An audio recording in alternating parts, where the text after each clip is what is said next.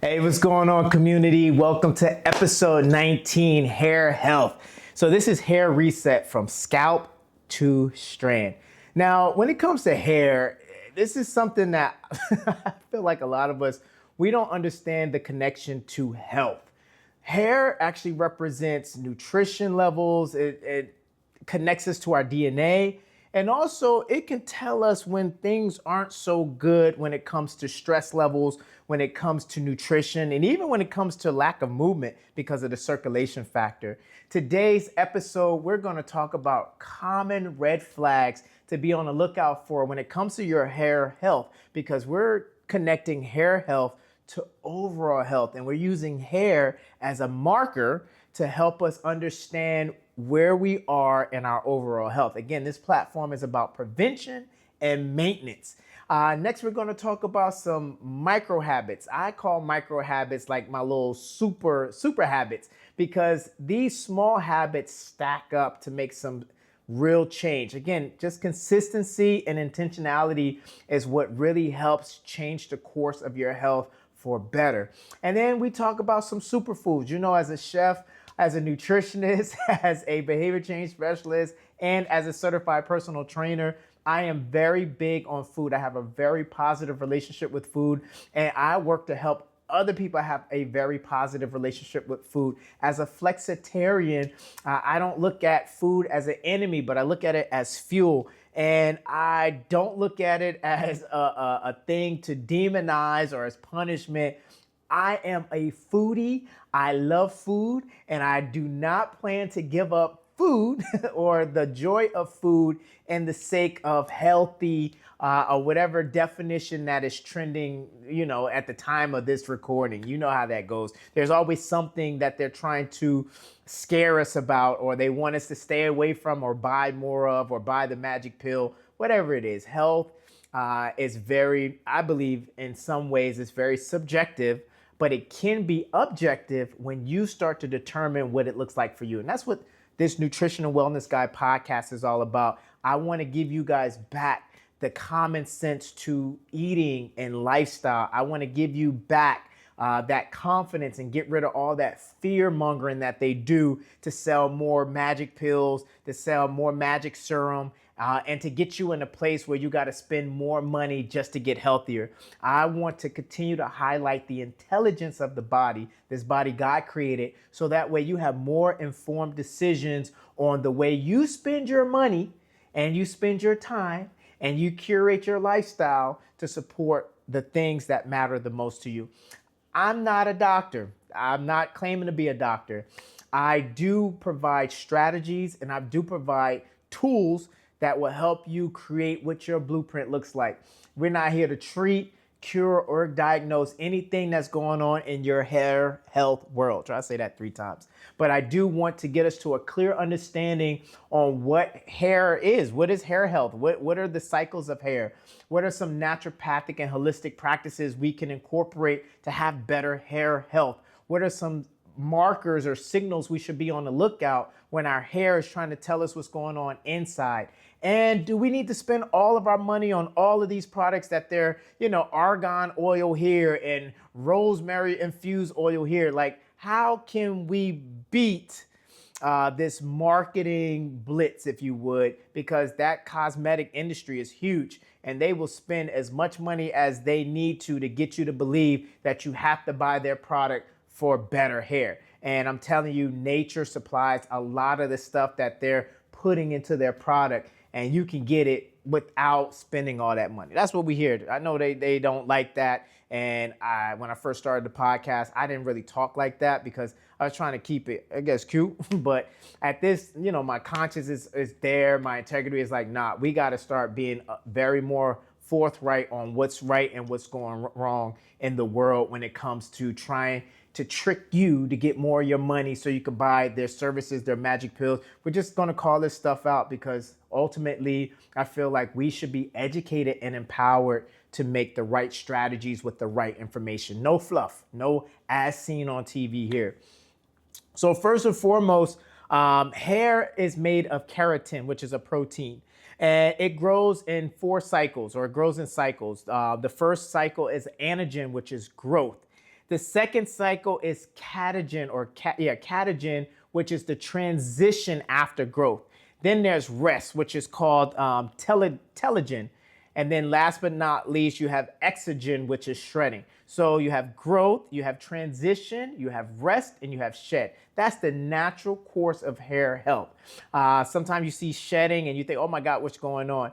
It's a part of the hair growth journey. However, what you got to be on the lookout for is when there's excessive shedding, excessive thinning, dryness, and inflammation in the scalp. That's when we have to now start paying attention, because it's letting us know that something's not right on the inside. Sometimes we're being not played, but sometimes these companies are marketing to us and they want us to buy products that's going to fix the outside, which they're thinking, thicker hair and less shed and less dandruff and a less dry scalp, when ultimately hair health is starting with nutrition. It's starting on the inside with nutrition and lifestyle. So what we want to do is we want to make sure that we start to see what some of those red flags are, right? So first and foremost, when you're seeing that thinning and shredding beyond normal, and you know your body, you've been in this body, even though you're today years old, just seeing how you are, now you've never been this old before, but you can look back and you can see what your body agrees with and what your body doesn't agree with. So hair is we're very particular about our hair. Guys and women alike, we are very particular about our hair. Whether we want it to grow out and don't cut it and want to be all natural, we're still particular about their hair health. Or whether we want to keep it cut all the time, we're still particular about hair health. So you notice when things are thinning out and when things are shedding beyond normal. That's something you want to get checked out. And you don't want to go right away to buying a product or a shampoo or a serum, right away. You want to start looking at, hey, let me get some lab work done. Let me start seeing what's going on inside so I can correct what's happening on the outside, what's showing up on the outside. The next thing is scalp inflammation or dandruff. So sometimes dandruff is not just associated with cold or dry weather. It happens, but it's also an indicator, or it could be an indicator that you may be malnourished or something's going on with other parts of the body, and you might want to get checked out. Again, when it comes to hair health and these red flags that I'm talking about, some common red flags, these are indicators that something may be going on internally. So my thing to you all is don't rush to get a product for the outside of your body. I want you to start thinking deeper on how to support it from the inside out. And last but not least, brittle, dry strands that break easily. It may not be easier for people with short hair to know how brittle their hair is. You might see balding a little more than someone who has a full head of hair. But for those who have more hair, you can tell the integrity of the strands of your hair, especially after you shower, you see it in the sink or you see it falling out. That's something you might want to take a look at. And we're not going to talk about things that cover up the scalp. We're not talking about wigs or weaves or any of that stuff, because that's not the issue. We just want to make sure that the scalp is healthy, and we want to make sure the hair is healthy, because you can glam up. You can be a baddie. I'm not against wigs. I'm not against weaves. I'm not against extensions. Hey, you do what you got to do for the glow up. And sometimes it's not even what you got to do. It's just what you choose to do. That's okay. Nobody should be shaming you. And whether you should be wearing your hair natural or whether you want to enhance it, it is what it is. Fellas, if the hair has fallen out and you have a hair unit, or you're doing whatever, or you're doing a spray, hey, that's your business.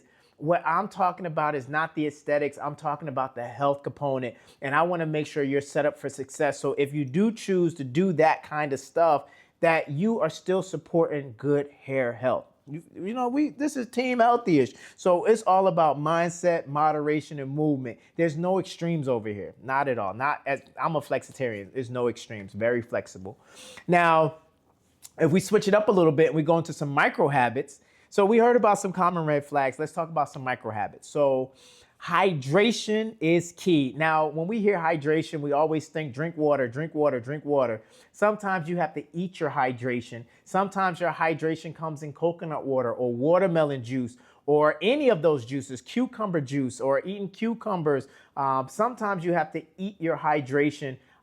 Let's keep it real. Some of this water is empty. And don't get me started into some of the plastic bottles that are purified or filtered water that's not even coming from a spring source or coming from a natural well source. We ain't even gonna go there because that's another big, I believe, propaganda just all over the water industry. The bottled water industry has gotten out of control.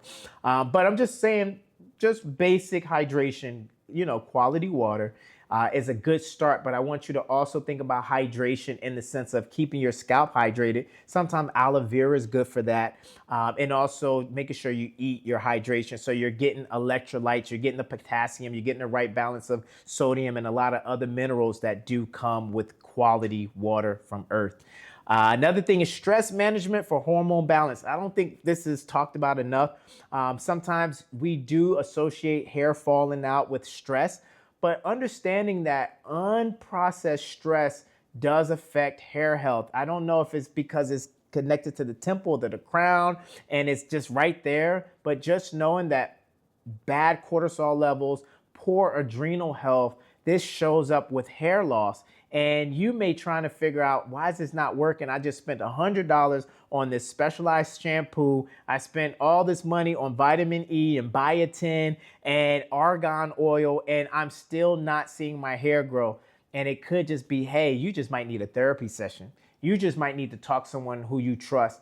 You might just need a vacation. You might need some days off from work, some sick days. You might need some mental break days and really get to a place of regulating your hormones, but also dealing with trauma and unprocessed stress. It shows up in your hair. I hate to say it. It's not just as we age. There's young people who are balding, young people with thin hair, early 20s, mid 20s. They're dealing with this too. So it's not an age thing, but it is an unprocessed emotion thing. So mental health is real, and it can show up in your hair health. So we do want to focus on stress management and making sure we have outlets and places where we can process stress, the healthy way.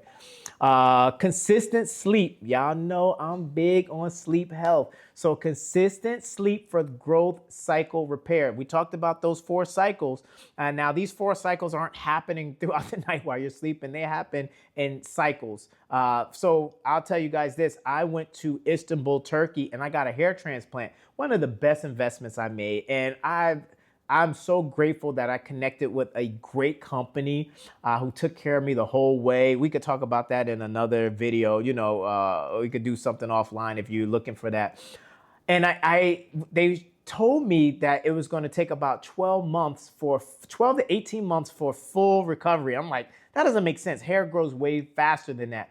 But I didn't understand the science behind the blood cycling and the hair growth cycling. I didn't understand how it works. So I'm now, I think, in month 4 or 5, and my hair, you can't even tell I got a hair transplant. What they did was take the follicles in the healthier areas that were growing, and they implanted it in my crown, and they implanted it in my temple area, the areas that were thinning. And I'm telling you, it was scary at first, but I understand this cycle thing that they're talking about now, where my nutrition was very important also in terms of the topical treatment. So I couldn't just apply all the topical stuff to support this recovery, post-recovery of the hair transplant. I also had to be very intentional with my nutrition. And the reason is because we're supporting the blood cycle and we're supporting the hair growth cycle. Now let's get into some superfoods. Y'all know I'm a foodie, I'm a chef. Y'all know this is my wheelhouse. So rosemary, again, rosemary is so great for scalp stimulation. Very, very good for it. Now, does this mean go out and buy products that have rosemary in it? I'm not saying that. Just get the real source of rosemary. Get some rosemary oil or incorporate rosemary in your diet. But it's also really good as a topical, so an essential oil. I'm not getting paid for this. I'm going to share who I use. I love them. I saw them on Shark Tank. I've been using them for quite some time. And I believe when I go to my barber, now this was the hair areas that were doing good. I'm not talking about the areas that were starting to give up. But my hair always grew fast. Like even my beard struggled at first. Creole Essence, Kreyol Essence. Oh my God. They have Haitian castor oil, which is also really good for hair growth. And they infuse it with rosemary. They got some other proprietary blends. But the stimulation, you can feel that menthol feeling in your scalp. And when your scalp is itching, you got to scratch it and it's not dry. It's usually stimulation or growth. So rosemary is very beneficial when it comes to hair growth. Or let me say it like this. It could be or may be beneficial for hair growth. I don't know if you guys, if you know, but sometimes when you're making claims, there has to be may or can or it should. Because again, making full claims like that are not responsible when it comes to giving advice because one size does not fit all. So it's been known to help support hair stimulation. And again, save your money, get it naturally, and get an essential oil if possible. If not, find a reputable pro product that has the rosemary oil in it, or check out Creole Essence. I mean, they got some great products. I don't even know these folks, but I've been using their product for years. And when I saw them on Shark Tank, I was like, okay, I like this. I like this a lot. Lentils. We don't talk about lentils much, but lentils for the protein and the iron are also been known to help with good hair health. And last but not least, pumpkin seeds. Now you hear me talk about pumpkin seeds for other health functions, like we were saying for menopause health and fertility health, but also for hair growth health because of the zinc. And I believe also it's good for hormone balance. So pumpkin seeds, I mean, I used to remember eating, I think it was David's as a kid when we played baseball. Everybody had pumpkin seeds. But as an adult, you don't hear it as often. But just think about sprinkling in your salad, maybe on top of your acai bowl or in your chia, oats, and yogurt bowl, whatever the case may be. Find a way to get more pumpkin seeds into your diet because pumpkin seeds are loaded with some beneficial components in it. And now you know it can also, or it may also help support hair health. Who would have known? I mean, pumpkin seeds is cheaper than going out there and buying a $50 bottle of shampoo and conditioner that's saying it's going to help your hair grow when in essence you might just need nutrients. You might just be deficient in certain minerals and vitamins. And that's that. Now, here's some naturopathic and holistic tips that you can incorporate with your micro habits. So scalp massaging. It's funny because you see some places that they only offer head massage or scalp massage.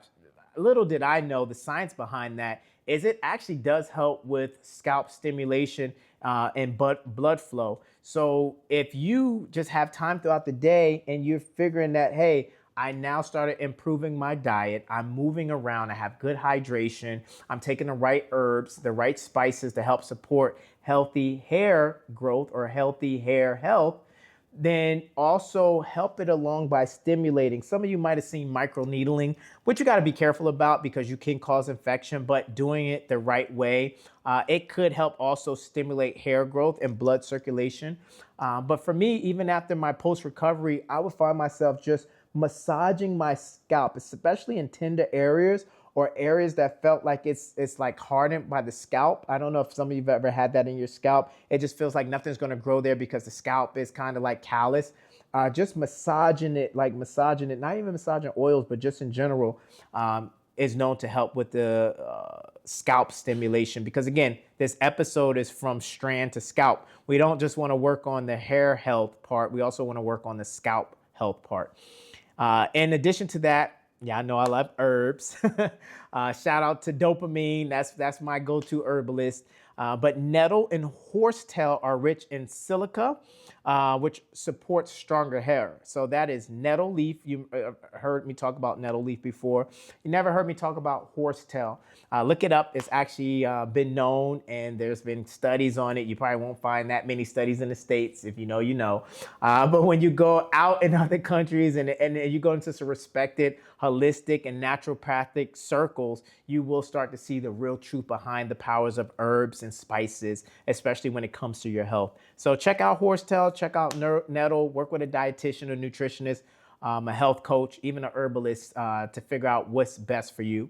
And gut health connection, it always goes back to the gut. It always goes back to the gut. So nutrient absorption starts in the gut. So when you have poor digestion, you're going to have weak hair. It's just what it is. So when you're starting to see thinning of the hair and you're starting to see dry scalp and you're seeing hair issues, balding, also understand that it could be in your gut. So making sure you get your probiotics, making sure you get your prebiotics, making sure that you have healthy gut bacteria and microbiome. Make sure that guys, y'all know I'm gonna chop up some words. Forgive me, I'm working on it. But just know that there's so much healthy. Your health relies on your gut in a lot of ways, and when it comes to hair gut connection, it's no different. Let's talk about some myths, and then that's pretty much it. I mean, that's it for this episode because I got to leave some space for Saturday's episode when we talk about hair health, which I'm very excited about. I have my guest on and we dig even deeper. And that's when we answer some of your questions that you've sent me an email, you sent me in DMs, and also some of you see each other have posted it on the comment section, whether it's TikTok, Instagram, Facebook, LinkedIn. You guys are adding some of your questions, which we appreciate, especially as we're growing this community. So some myth busters. So expensive. So here's a myth. Expensive shampoos make your hair grow faster. Truth is, growth actually starts inside your body, not your shampoo bottle. So marketing, trust me, none of them can guarantee hair growth, not legally. So you'll see FDA statements on the bot. None of this has been, certified or, this statement has not been evaluated by the FDA. At the end of the day, no one can guarantee hair growth. Now, they can let you know that there's components within the shampoo or the essential oil that promotes hair growth, but it's not guaranteeing hair growth. So look for a trusted product that's going to help with hair growth and not just promotion, because promotion is great, but you got to certify the promotion. You know what I mean? In other words, if something's saying it's going to do this, then we got to test if it's really going to do this. And I would hate for us to keep spending money on all these new products that keep coming out and keep catching our attention. They're okie doking us. They're tricking us. I don't think, maybe they're not doing it on purpose. Some are, maybe some not. But I'm saying find a trusted product or find people who have used products, and don't spend all your money on what's going on the outside. Focus on the nutrition on the inside. Again, $100 bottle of shampoo and conditioner, in my humble opinion, professional opinion, I feel like we can do better by finding essential oils or getting some herbs or just having a better diet and getting movement and staying hydrated. Myth number 2, cutting hair often makes it grow faster. Some people believe that when you cut your hair, it's going to make it grow faster. The truth is, it does prevent split ends, but it doesn't speed up follicle growth. So hair health and hair growth is also follicle growth, because follicle is also connected with the blood circulation and the growth side of things. So you want to find things that are supporting follicle growth. So don't get me wrong. I'm not saying just buy any old cheap shampoo, because you don't want to clog up your pores with garbage either. I'm just saying don't focus all of your money and attention on the shampoo and the conditioner and the serums. You also want to figure out what's going on the inside. And if you do find a trusted company that has essential oils and their ingredients are real deal, like they are the real deal, and they're not just tricking you with infused or it's like a hint of it in there, it's the real deal, then go for it. If you get some castor oil, I feel like you'll be good to go. And if you want to mix it up with some peppermint oil, some rosemary, start with that. If that's all you got, some aloe vera gel, aloe vera is also another great thing to help support that, because you got the vitamin E, you got biotin. Just think about nourishing the inside for outside results. And last but not least, biotin is a miracle cure. Truth is, unless you're deficient in biotin, extra biotin, it won't do much. Focus on whole nutrition. That's why we talked about what foods we can eat.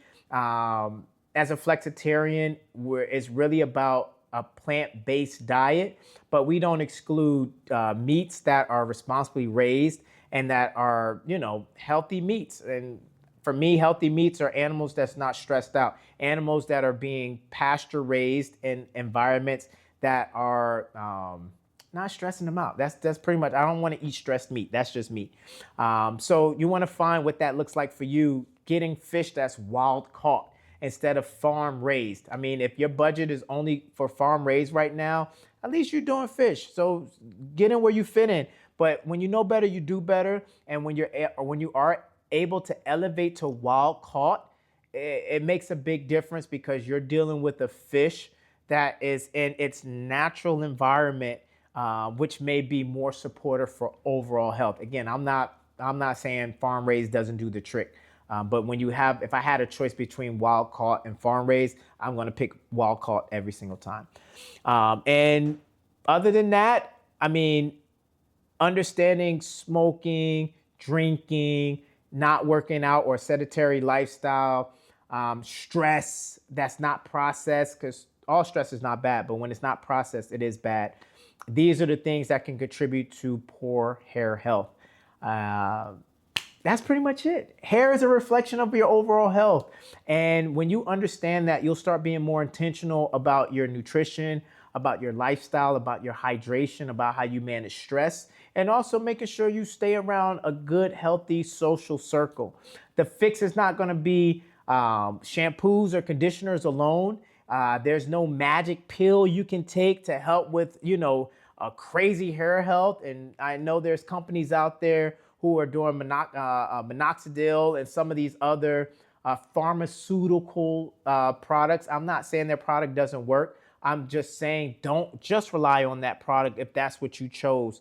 I'm saying also work on your nutrition, work on your lifestyle, so that way the product is not the only thing supporting your hair health, because it shouldn't be the only thing supporting your hair health. Our bodies are very intelligent, and when we put it in a state that is healthy and supportive, it really does. Like, God didn't make a mistake. It really does what it's supposed to do. I understand some people have autoimmune diseases. Some people have certain conditions that you do need that extra support. So again, it's no shame if you are taking pills or medication or prescription for it. But I'm speaking to those out there, letting them know there's no magic pill. There's no magic serum. There's no magic formula. It's going to take lifestyle. It's going to take diet. It's going to take intentionality. And also it's going to just take a managed stress life. Like, just manage it. I'll see you guys on Saturday. We're going to talk even more about about hair health. Thank you guys for, I do a lot of these podcasts. And thank you for coming. We are episode 19. That's huge. I appreciate you all being here. Drop some questions in the comments. I'll bring them up on Saturday when we talk to our guest. And remember, health is wealth. And I'm just here to make sure you're getting paid. Until next time, yum on. I love y'all. Y'all really be rocking with me. Take care, y'all.